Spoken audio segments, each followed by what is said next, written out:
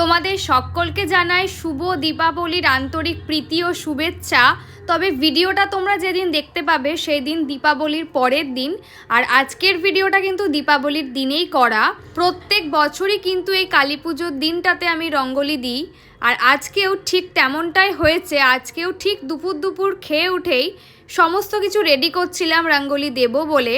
আমার কাছে আগের বছরের অনেকগুলো কালার থেকে গিয়েছিল রঙ্গোলির, আর আজকেও আমি এক প্যাকেট রঙ্গোলি কিনে এনেছিলাম। এক প্যাকেটে 10টা মতন কালার থাকে, আর আগেও আমার অনেক কটা প্যাকেটই ছিল। আমার এই ধরনের আলপনা বা রঙ্গোলি এগুলো দিতে ভীষণ ভালো লাগে।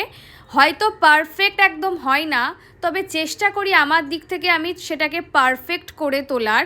আর রঙ্গোলি দেবার জন্য যে ছোট ছোট টিউব বোতলগুলো হয় মুখটাকে ফুটো করা, সেগুলোও আমি কিনে এনেছিলাম। 2 বছর আগেকার এগুলো থেকে গিয়েছিল, তো ওগুলোতে করেই রঙ্গোলি দেওয়া খুবই সহজ হয়।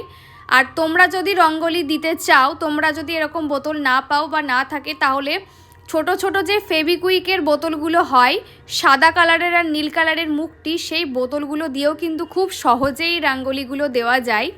বা যে কোনো ছোট বোতল থাকলে তার মুখটা একটু ফুটো করে নিলেও ভালো মতন কিন্তু রঙ্গোলি দেওয়া যায়। আর আজকে আমি যে ডিজাইনটা করছি রঙ্গোলি, সেটা কিন্তু একান্তই আমার নিজস্ব, নিজের ভাবনা থেকেই করা।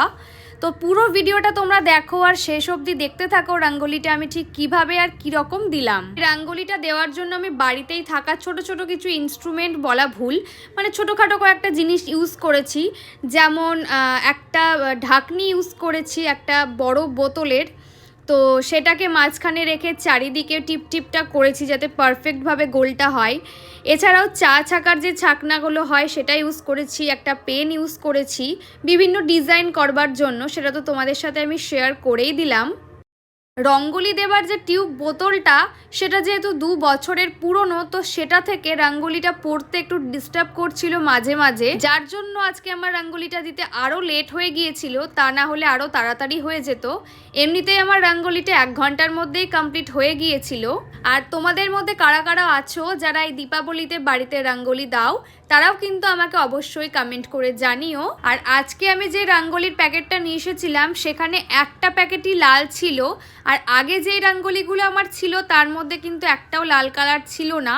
তো সেই জন্য একটু ভয় পাচ্ছিলাম যে লাল কালার দিয়ে পুরোটা কভার করতে পারবো কিনা। আর রঙ্গোলি প্যাকেটের মধ্যে মেন যেই কালারটা লাল, হলুদ, সাদা, এই কালারগুলোই কম থাকে। বাকি যে আদার্স কালারগুলো বেগুনি, গোলাপি, এগুলোই দুটো করে থাকে। তো যাই হোক, খুব একটা অসুবিধে হয়নি। আমার ওই কালারগুলোর মধ্যেই আমি কভার করে নিয়েছিলাম। তবে আমার একটু সাদা কালার লাগতো, সাদা কালারটা একদমই আর ছিল না।